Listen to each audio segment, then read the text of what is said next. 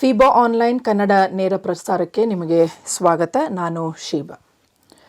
ಮಕ್ಕಳು ಅಂತ ಹೇಳುವಾಗ ಎಲ್ಲರಿಗೂ ಬಹಳ ಒಂದು ಸಂತೋಷದ ವಿಚಾರ.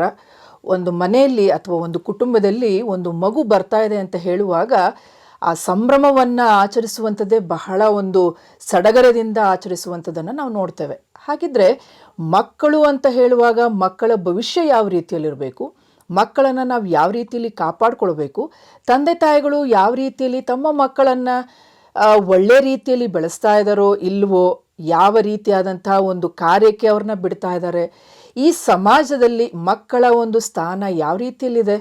ಈಗಾಗಲೇ ನಾವು ಅನೇಕ ವಿಚಾರಗಳನ್ನು ನಾವು ಕೇಳಿದ್ದೇವೆ ಪ್ರಿಯರೇ, ನೋಡ್ತಾನೂ ಇದ್ದೇವೆ ಮಕ್ಕಳ ವಿಚಾರದಲ್ಲಿ. ಸೊ ಹಾಗಾಗಿ ಈ ದಿನದಲ್ಲಿ ಈ ಒಂದು ಫೀಬಾ ಆನ್ಲೈನ್ನ ಕನ್ನಡ ನೇರ ಪ್ರಸಾರದಲ್ಲಿ ನಾವು ಮಾತನಾಡಲಿಕ್ಕಿದ್ದೇವೆ ಬಾಲ ಕಾರ್ಮಿಕರ ಬಗ್ಗೆ.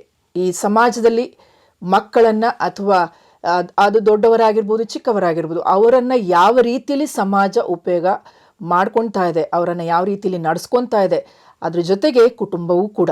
ಸೊ ಹಾಗಾಗಿ ಈ ಕಾರ್ಯಕ್ರಮದಲ್ಲಿ ವಿಶೇಷವಾದಂತಹ ವ್ಯಕ್ತಿ ನಮ್ಮ ಮಧ್ಯದಲ್ಲಿದ್ದಾರೆ. ಈ ಒಂದು ವಿಷಯ ಬಗ್ಗೆ ಮಾತನಾಡಲಿಕ್ಕಿದ್ದಾರೆ ರೆವರೆಂಡ್ ಸಾಲ್ಮನ್ ಪಾಲ್ ಅವರನ್ನು ನಮ್ಮ ಕಾರ್ಯಕ್ರಮಕ್ಕೆ ಸ್ವಾಗತವನ್ನು ಬಯಸ್ತೇನೆ. ಇವರು CSI ಶಾಂತ ಆಲಿವರ್ ಚರ್ಚ್ ಬ್ಯಾಂಗ್ಳೂರು ವಿಜಯನಗರನಲ್ಲಿರುವಂತಹ ಸಭೆಯ ಸಭಾಪಾಲಕರಾಗಿ ಮತ್ತು ಸಾಡೆ ಮೆಮೋರಿಯಲ್ ಚರ್ಚ್ನ ಸಭೆಯ ಸಭಾಪಾಲಕರಾಗಿ ಕೂಡ ಅವರು ಸೇವೆ ಸಲ್ಲಿಸ್ತಾ ಇದ್ದಾರೆ. ಸಭಾಪಾಲಕರು ಅನ್ನುವಾಗ ನಿಮಗೆ ಅರ್ಥವಾಗುವ ರೀತಿಯಲ್ಲಿ ನಾನು ಹೇಳ್ತೇನೆ, ಫಾದರ್ ಅಂತ ನಾವು ಹೇಳ್ಬೋದು. ಸೊ ಹಾಗಾಗಿ ಈ ಒಂದು ಬಾಲ ಕಾರ್ಮಿಕರ ಅವರ ಒಂದು ಆಗುಹೋಗುಗಳು, ಅವರ ಒಂದು ನೋವುಗಳನ್ನು, ಮತ್ತು ಯಾಕೆ ಈ ಮಕ್ಕಳನ್ನು ಈ ರೀತಿಯಲ್ಲಿ ಬಿಟ್ಟಿದ್ದಾರೆ, ಈ ಎಲ್ಲ ವಿಚಾರಗಳಿಗೆ ನಿಮಗೆ ಉತ್ತರ ಕೊಡಲಿಕ್ಕಿದ್ದಾರೆ. ಸೊ ಹಾಗಾಗಿ ನಮ್ಮ ಕಾರ್ಯಕ್ರಮವನ್ನು ನಾವು ಪ್ರಾರಂಭಿಸೋಣ. ಮೊದಲನೇ ಪ್ರಶ್ನೆ ನಿಮಗೆ, ಬಾಲ ಕಾರ್ಮಿಕರ ವಿದ್ಯಮಾನದ ಕಾರಣಗಳು ಏನು, ನಿಮ್ಮ ಅನಿಸಿಕೆ ಏನಿರಬಹುದು? ಸಾಕಷ್ಟು ಸನ್ನಿವೇಶಗಳಲ್ಲಿ ಇದರ ಬಗ್ಗೆ ನಾವು ಆಲೋಚನೆ ಮಾಡುವಾಗ ಅಥವಾ ಸಮಾಜದಲ್ಲಿರುವಂಥ ನೈಜತೆಗಳನ್ನು ನಾವು ಕಾಣುವಾಗ ಪ್ರಪ್ರಥಮವಾಗಿ ನಮಗೆ ಕಂಡು ಬರುವಂಥದ್ದು ಬಡತನ. ಇಂಗ್ಲಿಷ್ನಲ್ಲಿ ಪಾವರ್ಟಿ ಅಂತ ಹೇಳ್ತೇವೆ ನಾವು ಅದನ್ನು. ಈ ಬಡತನದಲ್ಲಿ ಸಿಕ್ಕಿ ಬಿದ್ದಿರುವಂಥ ಕುಟುಂಬಗಳು ಅದರಿಂದ ಹೊರಗಡೆ ಬರಲಿಕ್ಕೆ ಬಹಳ ಕಷ್ಟವಾಗ್ತದೆ. ಎಕನಾಮಿಕ್ಸಲ್ಲಿ there is a term called the vicious circle of poverty ಅಂತ ಹೇಳ್ತಾರೆ. ಸೊ ಆ ಬಡತನ, ಅದರಿಂದ ಉಂಟಾಗುವಂಥ ಒತ್ತಡಗಳು, ಮತ್ತೆ ಅದನ್ನ ಬಡತನಕ್ಕೆ ಅವರನ್ನು ತಳ್ಳುವಂಥ ಪರಿಸ್ಥಿತಿಗಳಿರುವ ಕಾರಣ ಅನಿವಾರ್ಯದ ಒಂದು ಸ್ಥಿತಿಗತಿಗಳಲ್ಲಿ ಮಕ್ಕಳನ್ನ ಈ ರೀತಿ ಬಾಲ ಕಾರ್ಮಿಕರಿಗೆ ಕಾರ್ಮಿಕ ಒಂದು ಕೆಲಸಕ್ಕೆ ತಳ್ಳುವಂಥ ಒಂದು ಪರಿಸ್ಥಿತಿಗಳು ಉಂಟಾಗುವುದನ್ನು ನಾವು ನೋಡ್ತೇವೆ. ಎರಡನೇದಾಗಿ ನಾವು ಕಾಣುವಂಥದ್ದು ಈ ಬಂಡವಾಳಶಾಹಿ ಆದಂಥ ಒಂದು ಸಂಸ್ಕೃತಿ, ದ ಕ್ಯಾಪಿಟಲಿಸಮ್ ಕಲ್ಚರ್ ಅಂತ ಏನು ಹೇಳ್ತೇವೆ, ಅದು ಯಾವಾಗಲೂ ಲಾಭವನ್ನ ಆಧಾರ ಮಾಡಿಕೊಂಡಿರುವಂತ ಒಂದು ಸಂಸ್ಕೃತಿ ಆಗಿದೆ. ಈ ರೀತಿಯಾದಂತ ಒಂದು ಸಿದ್ಧಾಂತದಲ್ಲಿ ಅವರಿಗೆ ಬೇಕಾಗಿರುವಂತದ್ದು ಲಾಭ. ಆ ಲಾಭವನ್ನ ಹೇಗೆ ಪಡ್ಕೊಳ್ಬಹುದು, ಯಾರಿಂದ ಪಡ್ಕೊಳ್ಬಹುದು ಎನ್ನುವಂತ ವರ್ಕ್ ಎಥಿಕ್ಸ್ ಆಗ್ಲಿ ಅವರಲ್ಲಿ ಇರೋದಿಲ್ಲ. ಅವರಿಗೆ ಬೇಕಾಗಿರೋದು ಲಾಭ, ಆ ಲಾಭವನ್ನ ಯಾರು ಅವರಿಗೆ ಕೊಟ್ಟರು ಸಾಕು. ಸೊ ಈ ರೀತಿಯಾದಂತ ಒಂದು ಹಿನ್ನೆಲೆ ಇರುವಾಗ, ಈ ರೀತಿಯಾದಂತ ಒಂದು ಐಡಿಯಾಲಜಿ, ಒಂದು ಸಿದ್ಧಾಂತ ರೂಪಿತಗೊಂಡಿರುವಾಗ ಇದಕ್ಕೆ ಬಹಳ ಪ್ರಾಮುಖ್ಯವಾಗಿ ಅತಿ ಬೇಗನೆ ತುತ್ತಾಗುವಂತವರು ಮಕ್ಕಳು. ಯಾಕಂದ್ರೆ ಅವರು ಚೀಪ್ ಲೇಬರ್. ಅವರಿಗೆ ದೊಡ್ಡವರಿಗೆ ಕೊಡುವಂತ ಸಂಬಳಕ್ಕಿಂತ ಅವರಿಗೆ ಸ್ವಲ್ಪ ಕೊಟ್ರೆ ಸಾಕು, ಅಥವಾ ಕೊಡದೇ ಇದ್ರೂ ಸಾಕು. ಸೊ ಈ ರೀತಿಯಾದಂತ ಸ್ಥಿತಿಯಲ್ಲಿ ಆ ಒಂದು ಇದರಲ್ಲಿ ಸಿಕ್ಕಿ ಬಿದ್ದಿರುವಂತ ಅನೇಕ ಮಕ್ಕಳನ್ನ ಸಮಾಜದಲ್ಲಿ ನಾವು ಕಾಣ್ತೇವೆ. ಇನ್ನು ಹಾಗೆ ಮುಂದೆ ಹೋಗುವಾಗ ಈ ಸಮತೋಲನ ವಿದ್ಯಾಭ್ಯಾಸದ ವ್ಯಾಸಂಗದ ವ್ಯವಸ್ಥೆಗಳು ಸರಿ ಇಲ್ಲದೆ ಅಂತ ಇರುವಂತ ಸ್ಥಿತಿಗಳಲ್ಲಿ ಮಕ್ಕಳು ಈ ರೀತಿಯಾದಂತ ಒಂದು ಒತ್ತಾಯಕ್ಕೆ ಬೀಳ್ತಾರೆ. ಈಗ ಹಲವಾರು ಕಡೆ ಶಾಲೆಗೆ ಸರಿಯಾದಂತ ವ್ಯವಸ್ಥೆಗಳು ಇಲ್ಲದೆ ಇರುವಂತ ಸ್ಥಿತಿಯಲ್ಲಿ, ಶಾಲೆ ಬಹಳ ದೂರ ಇರುವಂತ ಸ್ಥಿತಿಯಲ್ಲಿ ಮಕ್ಕಳನ್ನ ಈ ರೀತಿಯಾದಂತ ಕೆಲಸಕ್ಕೆ ಕಳಿಸುವಂತ ಒಂದು ವಾಡಿಕೆ ಇದೆ. So and there are again lot of school drop outs. ಸರಿಯಾಗಿ ಹೋಗದೆ ಇರುವಂತ ಮಕ್ಕಳು, ಅಥವಾ ಹೋಗಿ ಅಲ್ಲಿ ಸರಿಯಾದಂತ ಕಲಿಕೆ ಸಿಗದೆ ಇರುವಂತ ಮಕ್ಕಳು, ಅವರು ಸ್ಕೂಲ್ ಬಿಟ್ಟ ಮೇಲೆ ಆ ಸ್ಕೂಲನ್ನ ಅರ್ಧಕ್ಕೆ ನಿಲ್ಲಿಸಿ ಈ ರೀತಿಯಾದಂತ ಕೆಲಸಗಳಿಗೆ ಹೋಗ್ತಾರೆ. ಸೊ ಇವೆಲ್ಲ ಈ ಒಂದು ವಿದ್ಯಾಭ್ಯಾಸದ ಒಂದು ಶಿಕ್ಷಣದ ಒಂದು ಸಮತೋಲನ ಒಂದು ವ್ಯವಸ್ಥೆ ಇಲ್ಲದೆ ಇರುವ ಕಾರಣ ಈ ರೀತಿಯಾಗಿ ಸಹ ಮಕ್ಕಳು ಇದಕ್ಕೆ ತುತ್ತಾಗುವುದನ್ನು ನಾವು ಕಾಣ್ತೇವೆ. ಮತ್ತು ಇನ್ನೂ ಹೆಚ್ಚಾಗಿ ಬಹಳ ವಿಶಾಲವಾಗಿ ನಾವು ನೋಡುವುದಾದ್ರೆ ಯುದ್ಧದ ಕಾರಣ, ಓಕೆ. ಅಥವಾ ಮೈಗ್ರೇಷನ್ ಅಂತ ಏನ್ ಹೇಳ್ತೇವೆ ನಾವು, ವಲಸೆ ಹೋಗುವ ಕಾರಣ, ಅಥವಾ ಯುದ್ಧದ ಮೂಲಕ ಅನೇಕ ಜನರು ಸ್ಥಳಾಂತರ ಪಡಿಸಲ್ಪಡ್ತಾರೆ ಹೌದು, ಒತ್ತಾಯದ ಮೇರೆಗೆ. ಆ ಸ್ಥಳವನ್ನ ಬಿಟ್ಟು ಮತ್ತೊಂದು ಸ್ಥಳಕ್ಕೆ ಹೋಗ್ಬೇಕು. ಒಂದು ನ್ಯಾಚುರಲ್ ಡಿಸಾಸ್ಟರ್ ಆಯ್ತು, ಆ ಒಂದು ಸ್ಥಳವನ್ನ ಬಿಟ್ಟು ಮತ್ತೊಂದು ಸ್ಥಳಕ್ಕೆ ಹೋಗ್ಬೇಕು. ಈ ರೀತಿಯಾದಂತ ಪರಿಸ್ಥಿತಿಗಳು ಏನೇನಾಗ್ತದೆ, ಮಕ್ಕಳು ಅವರ ವಿದ್ಯಾಭ್ಯಾಸದ ಒಂದು ಸ್ಥಳವನ್ನ, ಆ ಒಂದು ವ್ಯವಸ್ಥೆಯನ್ನ ಕಳ್ಕೊಳ್ತಾರೆ. ಹೊಸದಾಗಿ ಹೋಗಿರುವಾಗ ಅಲ್ಲಿ ಅವರ ಜೀವಿತಗಳು ರೂಪಿತಗೊಳ್ಬೇಕಾದ್ರೆ ಈ ರೀತಿಯಲ್ಲಿ ಮಕ್ಕಳು ಮತ್ತೆ ಬಾಲಕಾರ್ಮಿಕತೆಗೆ ತುತ್ತಾಗ್ತಾರೆ. ಮತ್ತೆ ಈಗ ನೀವು ಇದನ್ನ ಹೇಳಿದ್ರಲ್ಲ, ಯುದ್ಧದ ಸಮಯದಲ್ಲಿ ಕೂಡ ಈ ಮೈಗ್ರೇಷನ್ ಆ ಟೈಮಲ್ಲಿ, ಸೊ ಅವಾಗ ತಂದೆ ತಾಯಿಗಳನ್ನ ಕಳ್ಕೊಂಡಿರುವಂತಹ ಮಕ್ಕಳು ಕೂಡ ಇರ್ತಾರೆ. ಅಂತವ್ರನ್ನ ಏನ್ ಮಾಡ್ಬಿಡ್ತಾರೆ, ಯಾರು ನೋಡ್ಕೊಳ್ದೇ ಇರುವಂತ ಒಂದು ಪರಿಸ್ಥಿತಿಯಲ್ಲಿ ಅವ್ರನ್ನ ಈ ರೀತಿಯಾದಂತ ಒಂದು ಕೆಲಸಕ್ಕೆ ಬಿಡುವಂತದ್ದನ್ನು ಕೂಡ ಇದೆ ಅಲ್ವಾ. ಈಗ ನಂದು ಎರಡನೇ ಪ್ರಶ್ನೆ ಏನಿತ್ತು ಅಂದ್ರೆ, ದುಡಿಮೆ ಮಾಡಲು ಏಕೆ ಒತ್ತಾಯಿಸಲಾಗ್ತದೆ ಅಂತ ಹೇಳಿ. ಸೊ ಹಾಗಾಗಿ ಈಗಾಗ್ಲೇ ನೀವು ಹೇಳ್ಬಿಟ್ಟಿದ್ದೀರಾ ಮೊದಲನೇ ಪ್ರಶ್ನೆಗೆ ಉತ್ತರ. ಅಂದ್ರೆ ಅವ್ರನ್ನ ಒಂದು ಪಾವರ್ಟಿ, ಬಡತನ ಅಂತ ಇರ್ಬೋದು, ಮತ್ತೆ ಇನ್ನೊಂದು ವಲಸೆ ಹೋಗುವಂತಹ ಒಂದು ಪರಿಸ್ಥಿತಿ, ಮತ್ತೆ ಶಾಲೆ. ಸೊ ಇದು ಮೂರು ಮುಖ್ಯ ಅಂತ ಹೇಳಿ ನಿಮ್ಗೆ ಅನ್ಸ್ತದ? ಇದರೊಟ್ಟಿಗೆ ನಾನು ಹೇಳಿದಂತ ಮತ್ತೊಂದು ವಿಚಾರ, ಈ ಬಂಡವಾಳಶಾಹಿಯ ಒಂದು ಸಿಸ್ಟಮ್ ಇದೆಯಲ್ಲ, ಆ ಒಂದು ವ್ಯವಸ್ಥೆ, ಅದು ಯಾವಾಗಲೂ ಲಾಭವನ್ನ ಆಧಾರ ಮಾಡಿಕೊಂಡು ಬೆಳೆಯುವಂತ ಒಂದು ವ್ಯವಸ್ಥೆ. ಸೊ ಲಾಭ ಇರ್ಲಿ ಇಲ್ದೆ ಹೋಗ್ಲಿ ಮಕ್ಕಳನ್ನ ಆ ಒಂದು ಇದಕ್ಕೆ, ಬಟ್ ಲಾಭದ ಮೇಲೆ ಅವರು ಗಮನ ಕೊಡುವಂತದನ್ನ ನಾವು ನೋಡ್ತೇವೆ. ಸೊ ಈಗ ನೆಕ್ಸ್ಟ್ ಪ್ರಶ್ನೆಗೆ ಹೋಗುವಾಗ, ಈ ಬಡ ದೇಶಗಳು ಅಭಿವೃದ್ಧಿ ಹೊಂದಿದಂತೆ ಈ ಬಾಲಕಾರ್ಮಿಕರ ಒಂದು ಕಾರ್ಯಗಳು ಏನಾದ್ರೂ ನಿಲ್ಲಿಕ್ಕೆ ಸಾಧ್ಯತೆ ಇದೆಯಾ, ಅಥವಾ ಹೇಗೆ ಅದನ್ನ ಮಾಡಬಹುದು? ಈ ಬಾಲಕಾರ್ಮಿಕತೆ ಅನ್ನುವಂಥದ್ದು ಬರೀ ಬಡ ದೇಶಗಳಲ್ಲಿ ಮಾತ್ರ ಅಲ್ಲ, ಬಹಳ ಅಭಿವೃದ್ಧಿ ಹೊಂದಿರುವಂತಹ ದೇಶಗಳಲ್ಲಿಯೂ ಇದೆ. ಕರೆಕ್ಟ್. ಇದನ್ನ ನಾವು ಬಹಳ ವಿಶಾಲವಾಗಿ ನಾವು ನೋಡಬೇಕು. ಏನಂತ ಹೇಳಿದ್ರೆ, ಈಗ ಬಾಲಕಾರ್ಮಿಕತೆ ಅಂತ ಹೇಳಿದ್ರೆ ಈ 14 ವಯಸ್ಸಿನ ಒಳಪಟ್ಟಂತ ಮಕ್ಕಳನ್ನ ಕೆಲಸಕ್ಕೆ ಹಾಕುವಂಥದ್ದು ಮಾತ್ರವಲ್ಲ. ಈಗ ಬಾಲಕಾರ್ಮಿಕತೆ ಅಂತ ನೋಡುವಾಗ ಈ ಮಕ್ಕಳ ಆ ಒಂದು ದೇಹವನ್ನ ಟ್ರಾಫಿಕಿಂಗ್ ಅಲ್ಲಿ ಯೂಸ್ ಮಾಡುವಂಥದ್ದು, ಅವರ ದೇಹಗಳನ್ನ, ಅವರ ಅಂಗಗಳನ್ನ ತೆಗೆದು ಮಾರಾಟ ಮಾಡುವಂಥದ್ದು, ಸೊ ಅವರನ್ನ ಶೋಷಣೆಗೆ ಒಳಪಡಿಸುವಂಥದ್ದು. ಸೊ ಇವೆಲ್ಲವೂ ಇದರಲ್ಲಿ ವಿಶಾಲವಾಗಿ ಬರುವಂತ ಅನೇಕ ವ್ಯವಸ್ಥೆಗಳಾಗಿವೆ. ಸೊ ಇವೆಲ್ಲವೂ ಬರೀ ಬಡ ದೇಶಗಳಲ್ಲಿ ಮಾತ್ರವಲ್ಲ, ಬಹಳ ಅಭಿವೃದ್ಧಿ ಹೊಂದಿರುವಂತಹ ದೇಶಗಳಲ್ಲಿಯೂ ಸಹ ಈ ರೀತಿಯಾದಂತಹ ಸಮಸ್ಯೆಗಳಿದೆ. ಸೊ ಒಂದು ಕಡೆ ಈ ಬಡ ದೇಶಗಳು ಅಭಿವೃದ್ಧಿ ಹೊಂದಿದ್ರೆ ಬಾಲಕಾರ್ಮಿಕತೆ ನಿರ್ಮೂಲ ಆಗ್ತದೆ ಅಂತ ಹೇಳಲಿಕ್ಕಾಗಲ್ಲ. ಬಡ ದೇಶಗಳು ಅಭಿವೃದ್ಧಿ ಹೊಂದುವಾಗ ಆ ದೇಶದ ಪ್ರಜೆಗಳಿಗೆ ಪ್ರಾಮುಖ್ಯವಾಗಿ ಯಾರು ತುಂಬಾ ಕಷ್ಟದಲ್ಲಿ, ಯಾರು ತುಂಬಾ ಕೆಳಮಟ್ಟದಲ್ಲಿರುವಂತಹ ಜನರ ಬಗ್ಗೆ ಚಿಂತನೆಗಳನ್ನು ಮಾಡ್ತಾರೋ, ಅವರ ಪರವಾಗಿ ಕಾನೂನುಗಳನ್ನ ರಚಿಸ್ತಾರೋ, ಆ ಕಾನೂನುಗಳನ್ನ ಅವರ ಪರವಾಗಿ ಹೇಗೆ ಅವರು ಸ್ಥಾಪನೆ ಮಾಡ್ತಾರೋ, ಅದನ್ನು ಹೇಗೆ ಮಾನಿಟರ್ ಮಾಡ್ತಾರೋ, ಅದ್ರ ಮೇಲೆ ಡಿಪೆಂಡ್ ಆಗ್ತದೆ. ಸೊ ಬಡ ದೇಶಗಳು ಅಭಿವೃದ್ಧಿ ಆಗ್ಬಹುದು, ದೊಡ್ಡ ದೇಶಗಳಾಗ್ಬೋದು, ಆದ್ರೆ ಈ ರೀತಿಯಾದಂತಹ ಸಮಸ್ಯೆ ನಿರ್ಮೂಲ ಆಗ್ತದೆ ಅಂತ ಖಂಡಿತವಾಗಿ ಹೇಳಲಿಕ್ಕಾಗಲ್ಲ. ಸೊ ಇದನ್ನ ಯಾವ ರೀತಿಲಿ ನಿರ್ಮೂಲ ಮಾಡ್ಬೋದು? ಇದಕ್ಕೆ ಏನಾದ್ರೂ ಒಂದು ಒಂದು ದಾರಿ ಏನಾದ್ರೂ ಇದೆಯಾ? ಇದನ್ನ ತಡೆಗಟ್ಟಬಹುದಾ? ಈಗಾಗಲೇ ಅನೇಕ ದೇಶಗಳಲ್ಲಿ ಇರುವಂತಹ ಸರ್ಕಾರಗಳು ಇದ್ರ ಬಗ್ಗೆ ಆಲೋಚನೆಗಳನ್ನು ಮಾಡ್ತಾ ಇದೆ. ಸರ್ಕಾರಗಳೊಟ್ಟಿಗೆ ಸುಮಾರು ನಾನ್ ಗವರ್ಮೆಂಟಲ್ ಆರ್ಗನೈಸೇಷನ್ಸ್ ಮತ್ತೆ ಸಿವಿಲ್ ಸೊಸೈಟೀಸ್ ಇವರೆಲ್ಲರೂ ಇದರ ಬಗ್ಗೆ ಬಹಳಷ್ಟು ಚಿಂತನೆಗಳನ್ನ ಕೊಡ್ತಾ ಬರ್ತಿದ್ದಾರೆ. ಒಂದು ಕಡೆ ಇವರಿಗೆ ಬೇಕಾಗಿರುವಂತಹ ಕಾನೂನುಗಳನ್ನ ರೂಪಿಸುವಂಥದ್ದು, ಈ ಬಾಲಕಾರ್ಮಿಕತೆಯನ್ನ ತಡೆಗಟ್ಟುವಂತೆ, ಅದನ್ನ ರೆಗ್ಯುಲೇಟ್ ಮಾಡುವಂತೆ ಬೇಕಾಗಿರುವಂತಹ ಕಾನೂನುಗಳನ್ನ ರೂಪಿಸುವಂತ ಒಂದು ಕಾರ್ಯ, ಮತ್ತೆ ಆ ಕಾನೂನನ್ನ ಜಾರಿಗೆ ತರುವಂತ ಕಾರ್ಯವನ್ನ ಒಂದು ವೇಳೆ ಕಾನೂನಿನ ಉಲ್ಲಂಘನೆ ಆದ್ರೆ ಅದಕ್ಕೆ ಏನ್ ಮಾಡಬಹುದು ಎನ್ನುವಂತ ವ್ಯವಸ್ಥೆಯನ್ನ ರೂಪಿಸುವಂತ ಒಂದು ಕಾರ್ಯವನ್ನ ಅನೇಕ ದೇಶಗಳಲ್ಲಿ ಮಾಡ್ತಿದ್ದಾರೆ. ಈಗ ಕಾನೂನಿದೆ, ಕಾನೂನನ್ನ ಕಾಪಾಡ್ಲಿಕ್ಕೆ ತನ್ನದೇ ಆದಂತ ವ್ಯವಸ್ಥೆಗಳು, say for example police department ಆಗ್ಲಿ ಅಥವಾ ಬೇರೆ ಸಿವಿಲ್ ಸೊಸೈಟಿ ಮೂವ್ಮೆಂಟ್ಸ್ ಆಗ್ಲಿ, ಇದು ಇದೆ. ಇವರೊಟ್ಟಿಗೆ ಕೈ ಜೋಡಿಸಬೇಕಾದ್ರೆ ಈ ನಾನ್ ಗವರ್ಮೆಂಟಲ್ ಆರ್ಗನೈಸೇಷನ್ಸ್ ನ ಪಾತ್ರ ಬಹಳ ಮುಖ್ಯ. ಯಾಕಂದ್ರೆ ಎಲ್ಲ ಕಡೆ ಕಾನೂನು, ಎಲ್ಲ ಕಡೆ ಸರ್ಕಾರ ಇರ್ಲಿಕ್ಕೆ ಸಾಧ್ಯವಿಲ್ಲ.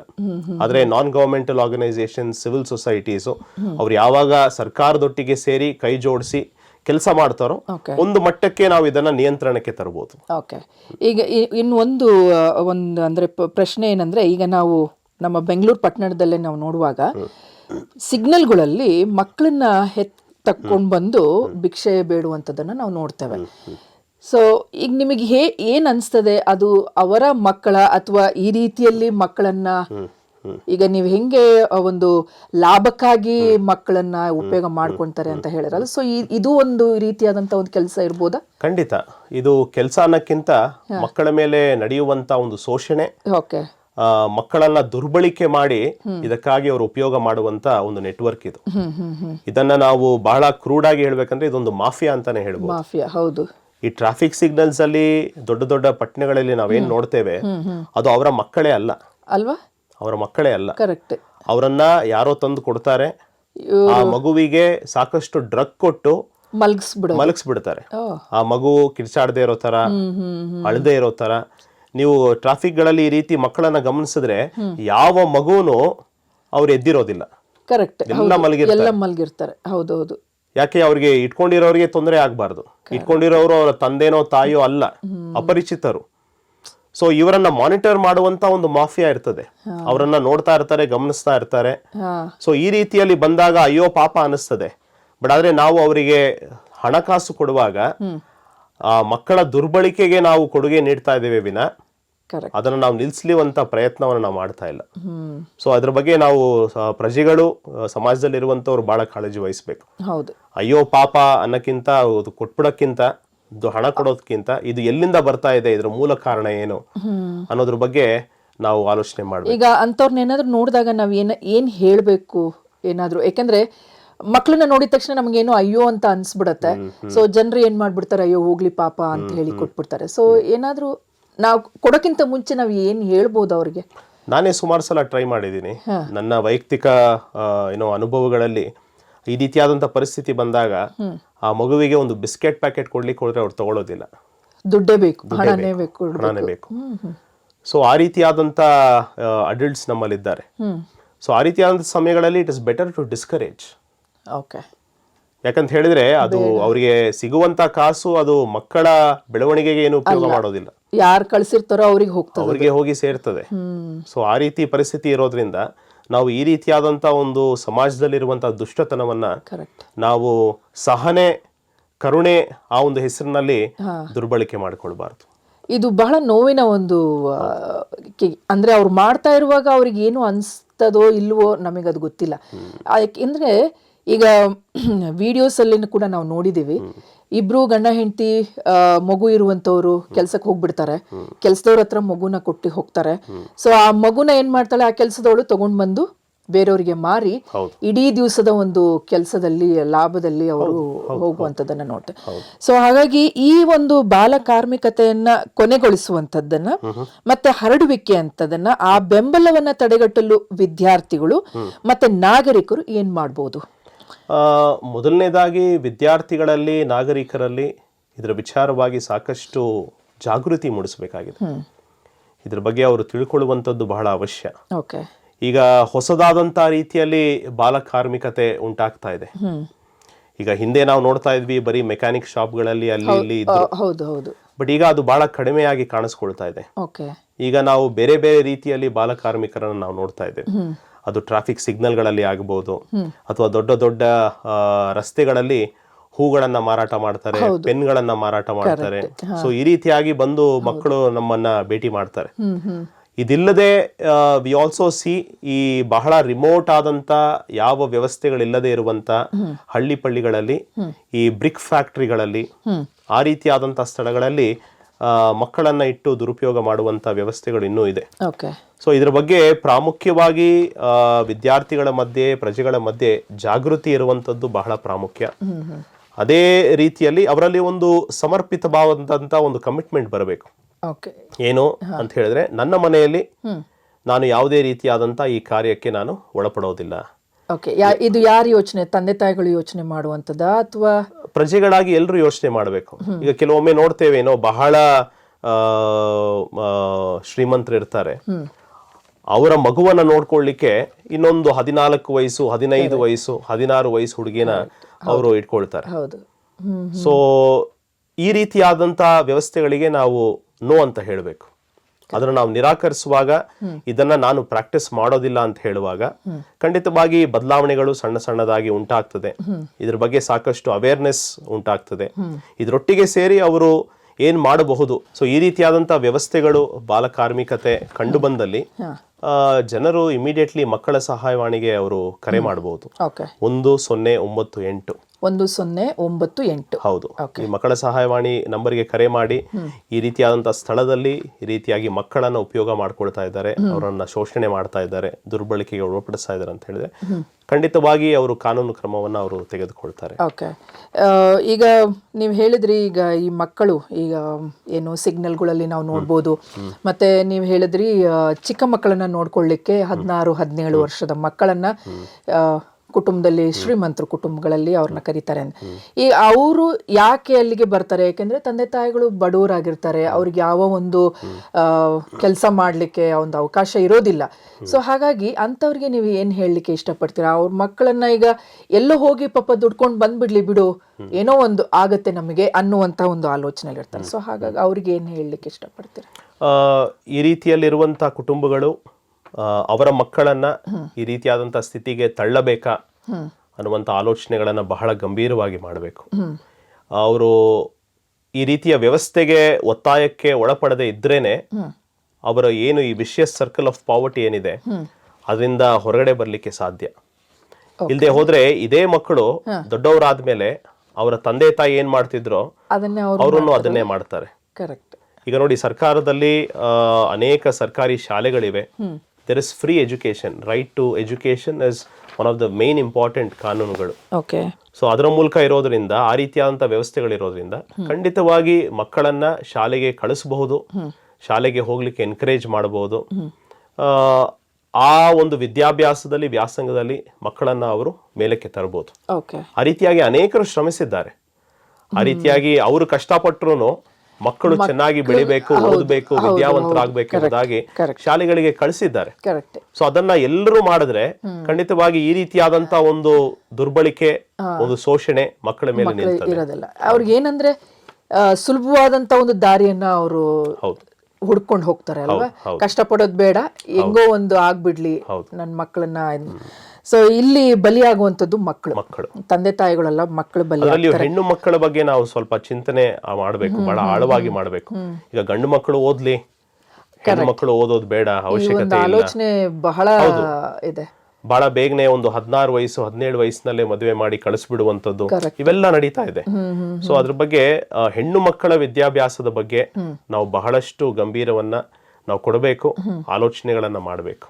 ಓಕೆ, ಈಗ ನೆಕ್ಸ್ಟ್ ನಾವು ಪ್ರಶ್ನೆಗೆ ಹೋಗುವಾಗ, ಈ ಸಮಾಜದಲ್ಲಿ ಈ ಬಾಲಕಾರ್ಮಿಕರು ಯಾವ ರೀತಿಯಾದಂಥ ಸಾಮಾಜಿಕ ದೌರ್ಜನ್ಯಗಳಾಗಿರ್ಬೋದು, ಕೆಟ್ಟ ಒಂದು ಕೆಲಸ ಕಾರ್ಯಗಳಿಗೆ ಯಾವ ರೀತಿಯಲ್ಲಿ ಅವ್ರು ಬಲಿಯಾಗ್ತಾ ಇದ್ದಾರೆ? ಯಾಕೆ ಈ ರೀತಿಯಾದಂಥ ಒಂದು ಪರಿಸ್ಥಿತಿ? ಈಗಾಗಲೇ ನಾವು ನೋಡ್ಕೊಂಡು ಬಂದ್ವಿ, ಅದು ಪಾವರ್ಟಿ ಆಗಿರ್ಬೋದು ಅಥವಾ ಏನು ಇನ್ಕಮ್, ಅದೆಲ್ಲ ನಾವು ನೋಡ್ಕೊಂಡು ಬಂದ್ವಿ. ಬಟ್ ಇದಕ್ಕೆ ಬೇರೆ ಏನಾದರೂ ಒಂದು ವಿಶೇಷವಾದಂಥ ಒಂದು ಪರಿಣಾಮಗಳಾಗಿರ್ಬೋದು. ಯಾಕೆ ಈ ಒಂದು ಸಾಮಾಜಿಕವಾದಂತಹ ಒಂದು ದುಷ್ಟ ಕಾರ್ಯಗಳಿಗೆ ಅವರು ಒಳಗಾಗ್ತಾರೆ? ಓಕೆ, ಈಗಾಗಲೇ ನಾನು ನಿಮ್ಗೆ ತಿಳಿಸಿದ ಹಾಗೆ ಬಡತನ, ಈ ಬಂಡವಾಳಶಾಹಿ ಆದಂತಹ ಒಂದು ವ್ಯವಸ್ಥೆ ಅವೆಲ್ಲ ಇದೆ. ಬಟ್ ಆದ್ರೆ ಅದರೊಟ್ಟಿಗೆ ಈ ರೀತಿಯಲ್ಲಿ ಬಾಲಕಾರ್ಮಿಕತೆಗೆ ಒಳಪಡುವಂತ ಮಕ್ಕಳು ಬಹಳ ಬೇಗನೆ ಅಡಿಕ್ಷನ್ ಅಂಡ್ ಅಬ್ಯೂಸ್ಗೆ ತುತ್ತಾಗ್ತಾರೆ. ಓಕೆ, ಸೊ ಬಹಳ ಚೀಪಾಗಿ ಸಿಗುವಂತ ಡ್ರಗ್ಸ್ನ ತೆಗೆದುಕೊಳ್ಳುವಂಥದ್ದು, ಅದನ್ನ ಉಪಯೋಗ ಮಾಡುವಂಥದ್ದು, ಅದರ ಮೂಲಕ ಅವರು ಒಂದು ರೀತಿಯಲ್ಲಿ ಅವರ ಇಡೀ ದೇಹವನ್ನೇ, ಜೀವನವನ್ನೇ ಬಲಿ ಮಾಡಿಕೊಳ್ಳುವಂತ ಒಂದು ವ್ಯವಸ್ಥೆಗೆ ಒಳಗಾಗ್ತಾರೆ. ಸೊ ಈ ರೀತಿಯಲ್ಲಿ ಇರುವಂತ ಮಕ್ಕಳು ಈಗ ವಿದ್ಯಾಭ್ಯಾಸ ಇಲ್ಲದೆ ಇರುವಾಗ ಯಾವುದು ಸರಿ, ಯಾವುದು ಒಳ್ಳೆಯದು ಎನ್ನುವಂತ ಅರಿವು ಅವರಲ್ಲಿ ಇಲ್ಲದೆ ಇರುವಾಗ ಚಿಕ್ಕ ಚಿಕ್ಕ ಕಳ್ಳತನ ಮಾಡ್ಲಿಕ್ಕೂ ಸಹ ಶುರು ಮಾಡಬಹುದು.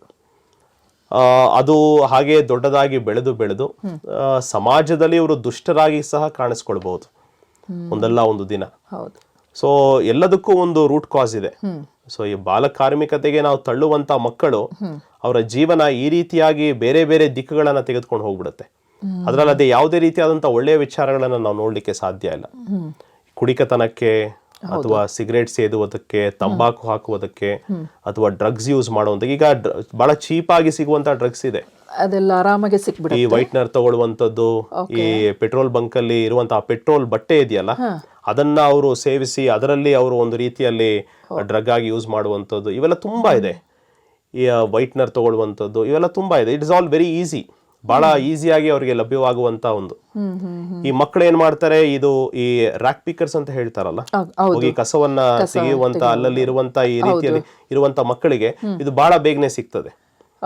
ಸೊ ಅದಕ್ಕೆ ಅವರು ಒನ್ಸ್ ತುತ್ತಾದ್ರೆ ಅದು ಅದರಿಂದ ಹೊರಬರ್ಲಿಕ್ಕೆ ಸಾಧ್ಯ ಆಗೋದಿಲ್ಲ. ಹೌದು. ಈಗ ಮತ್ತೆ ಅದಕ್ಕೆ ದುಡ್ಡು ಸಿಗ್ಲಿಲ್ಲ ಅಂತ ಹೇಳಿದ್ರೆ ಅವ್ರು ಕಳ್ತನ ಮಾಡ್ಲಿಕ್ಕೆ ಶುರು ಮಾಡ್ತಾರೆ. So one leads to the other, ಒಂದಕ್ಕೊಂದು ಅದು ಪರಿಣಾಮ ಲಿಂಕ್ ಆಗ್ತಾ ಹೋಗ್ತದೆ. ಅದರಲ್ಲಿ ಸಿಕ್ಕಿ ಬಿದ್ಮೇಲೆ ಮತ್ತೆ ಅದು ಕಷ್ಟ ಆಗ್ತದೆ, ಅದರಿಂದ ಹೊರಬರ್ಲಿಕ್ಕೆ ಅವರಿಗೆ ಸಾಧ್ಯ ಬಹಳ ಕಷ್ಟ ಆಗ್ತದೆ, ಬಹಳ ಕಷ್ಟ ಆಗ್ತದೆ. ಈಗ ಅಂದ್ರೆ ಬಹಳ ಟ್ರೆಂಡ್ ಅಲ್ಲಿ ಇರುವಂತದ್ದನ್ನ ನಾವು ನೋಡೋದಾದ್ರೆ ಚಿಕ್ಕ ಮಕ್ಕಳ ಒಂದು ರೇಪ್. ಹೌದು.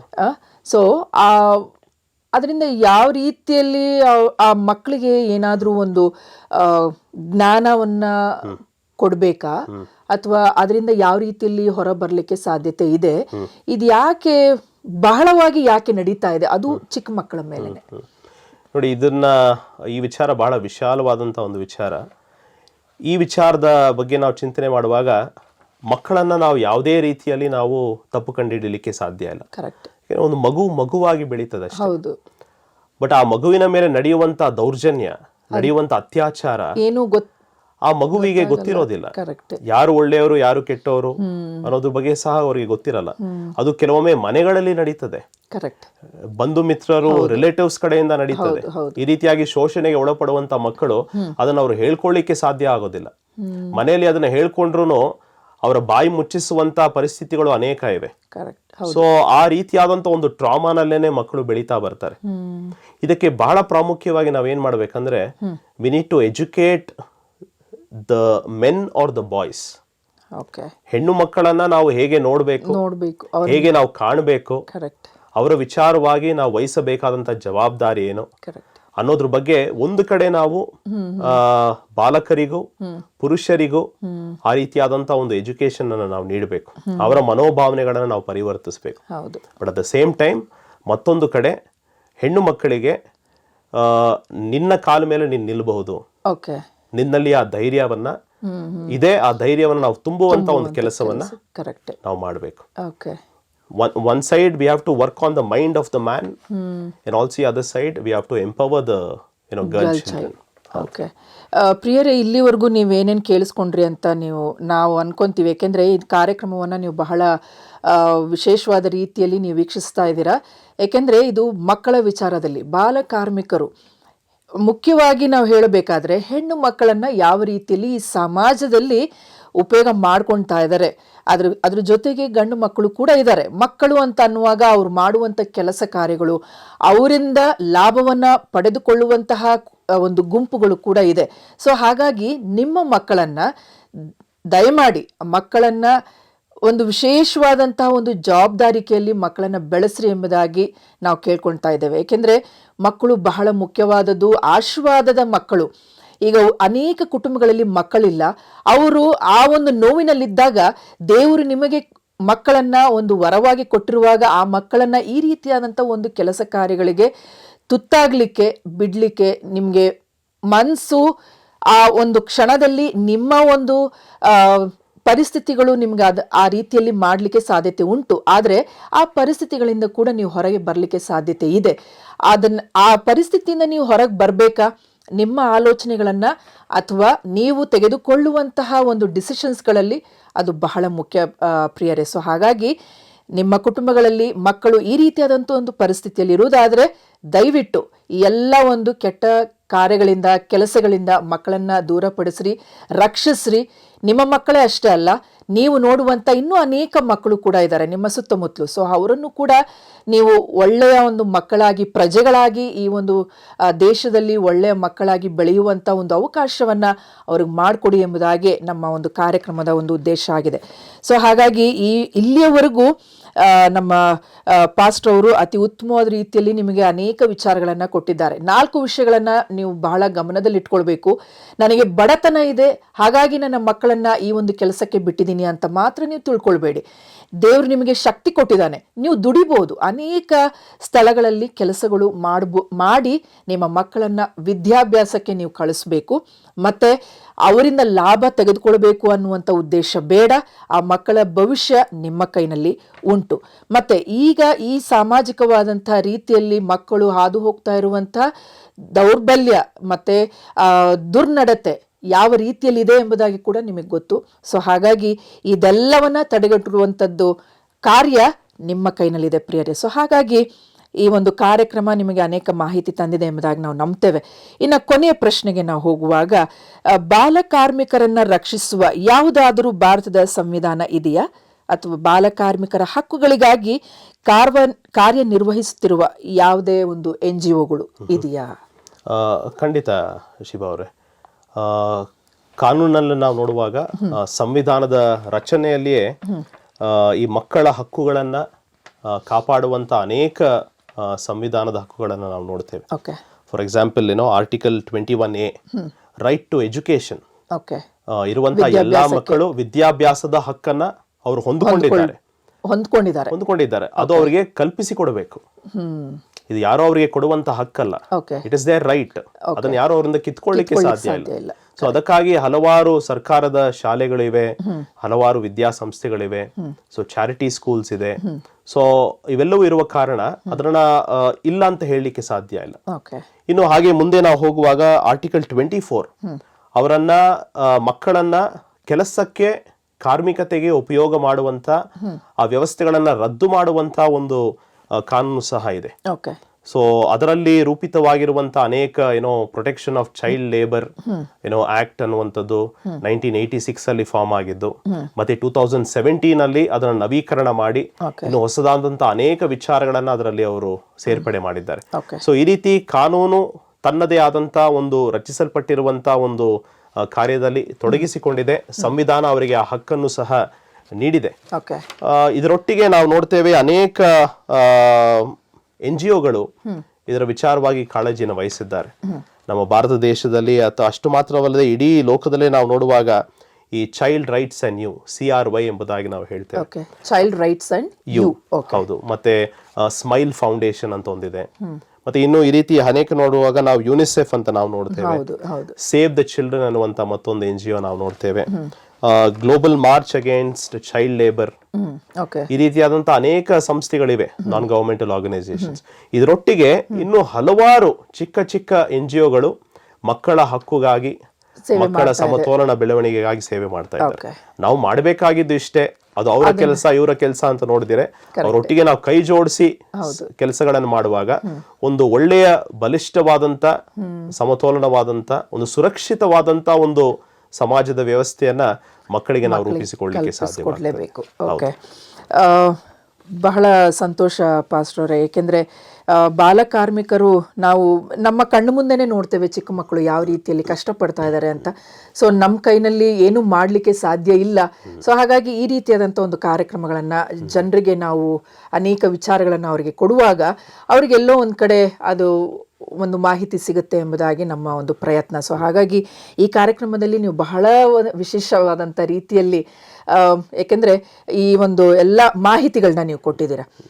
ಯಾವ ರೀತಿಯಲ್ಲಿ ನಾವು ಮಕ್ಕಳನ್ನ ಇದು ನೋಡುವಾಗ ನೀವೊಂದು ಹೇಳಿದ್ರಿ 1098 ಆ ಒಂದು ನಂಬರ್ಗೆ ನಾವು ಕಾಲ್ ಮಾಡುವಾಗ ಈ ರೀತಿಯಾದಂಥ ಶೋಷಣೆಗೆ ಒಳಗಾದಂಥ ಮಕ್ಕಳನ್ನ ನಾವು ಅಲ್ಲಿ ಅವರು ಅದನ್ನ ಜವಾಬ್ದಾರಿಯನ್ನು ತೆಗೆದುಕೊಳ್ತಾರೆ, ಮುಂದೆ ಅವರನ್ನ ರಕ್ಷಿಸುವಂತಹ ಒಂದು ಕೆಲಸ ಮಾಡ್ತಾರೆ ಅಂತೇಳಿ. ಸೊ ಬಹಳ ಸ್ಪಷ್ಟವಾದ ರೀತಿಯಲ್ಲಿ ನಮಗಿರುವಂಥ ಸಮಯದಲ್ಲೇ ನೀವು ಅನೇಕ ಮಾಹಿತಿಗಳನ್ನು ಕೊಟ್ಟಿದ್ದೀರಿ. ಸೊ ಹಾಗಾಗಿ ಕಾರ್ಯಕ್ರಮದ ಪರವಾಗಿ ನಿಮಗೆ ಧನ್ಯವಾದಗಳನ್ನ ಹೇಳ್ತೇವೆ. ಪ್ರಿಯರೇ, ಈ ಒಂದು ಕಾರ್ಯಕ್ರಮ ನಿಮಗೆ ಅನೇಕ ಮಾಹಿತಿ ತಂದಿದೆ ಎಂಬುದಾಗಿ ನಾವು ನಂಬ್ತೇವೆ. ಮುಖ್ಯವಾದಂತಹ ಒಂದು ವಿಚಾರ 1098 ಈ ಒಂದು ನಂಬರ್ನ ನೀವು ಬರೆದಿಟ್ಕೊಳ್ಳಿ. ಎಲ್ಲೇ ನೀವು ಈ ಒಂದು ಬಾಲ ಕಾರ್ಮಿಕರನ್ನ ನೀವು ನೋಡೋದಾದ್ರೆ ಈ ನಂಬರ್ಗೆ ಕಾಲ್ ಮಾಡಿ, ಅವರು ಅದನ್ನ ಮುಂದಿನ ಒಂದು ಕಾರ್ಯವನ್ನ ಅವರು ನಿರ್ವಹಿಸ್ಕೊಂಡು ಹೋಗ್ತಾರೆ. ಸೊ ಹಾಗಾಗಿ ಇದು ನನ್ನ ಮಕ್ಕಳಲ್ಲ, ಇದು ನನ್ನ ಕಾರ್ಯ ಅಲ್ಲ, ಇದು ನನ್ನ ಕೆಲಸ ಅಲ್ಲ ಅಂತ ಹೇಳಿ ನೀವು ನಿರ್ಲಕ್ಷ್ಯ ಮಾಡೋದಾದ್ರೆ ಈ ಸಮಾಜದಲ್ಲಿ ಅಥವಾ ನಮ್ಮ ದೇಶದಲ್ಲಿ ಇರುವಂತಹ ಮಕ್ಕಳ ಭವಿಷ್ಯವನ್ನ ನಾವು ಆ ಒಂದು ಪಾತಾಳಕ್ಕೆ ತಳ್ಳುವಂತಹ ಒಂದು ಕಾರ್ಯ ಮಾಡ್ತಾ ಇದ್ದೇವೆ ಎಂಬುದಾಗಿ ನೀವು ಅನ್ಕೊಳ್ಬೇಕು. ಯಾಕಂದ್ರೆ ನನ್ನ ಮಕ್ಕಳು ಮಾತ್ರ ಸುರಕ್ಷಿತವಾಗಿರ್ಬೋದು, ಬೇರೆ ಮಕ್ಕಳು ಹೇಗಾದ್ರೂ ಹೋಗ್ಲಿ ಅನ್ನುವಂತಹ ಒಂದು ವಿಚಾರ ನಮ್ಮಲ್ಲಿ ಬರುವಂಥದ್ದು ಬೇಡ. ಸೊ ಹಾಗಾಗಿ ಬೇರೆ ಮಕ್ಕಳನ್ನು ಕೂಡ ನಾವು ನಮ್ಮ ಮಕ್ಕಳಂತೆ ಅವರನ್ನ ಗೌರವಿಸೋಣ, ಅವರನ್ನು ಒಳ್ಳೆ ದಾರಿಲಿ ತರುವಂಥ ಒಂದು ಪ್ರಯತ್ನ ಪ್ರಜೆಗಳಾಗಿ ನಾವು ಮಾಡುವಂತಹ ಒಂದು ಕಾರ್ಯ ಬಹಳ ಮುಖ್ಯ ಪ್ರಿಯರೇ. ಸೊ ಹಾಗಾಗಿ ಈ ಒಂದು ಬಾಲ ಕಾರ್ಮಿಕರ ವಿಚಾರವನ್ನು ನೀವು ಕೇಳಿಸ್ಕೊಂಡಿದ್ದೀರಿ, ವೀಕ್ಷಿಸಿದ್ದೀರಿ. ಈ ಒಂದು ಮಾಹಿತಿ ನಿಮಗೆ ಉಪಯೋಗ ಆಗ್ತದೆ ಎಂಬುದಾಗಿ ನಾವು ನಂಬ್ತೇವೆ. ಸೊ ಹಾಗಾಗಿ ಮುಂದಿನ ದಿನಗಳಲ್ಲಿ ನಾವು ಇನ್ನು ಬೇರೆ ಹೊಸ ಕಾರ್ಯಕ್ರಮಗಳನ್ನು ನಿಮಗೆ ನಾವು ಪ್ರಸಾರ ಮಾಡಲಿಕ್ಕಿದ್ದೇವೆ. ಅಲ್ಲಿಯವರೆಗೂ ನಿಮಗೆ ನಮಸ್ಕಾರ.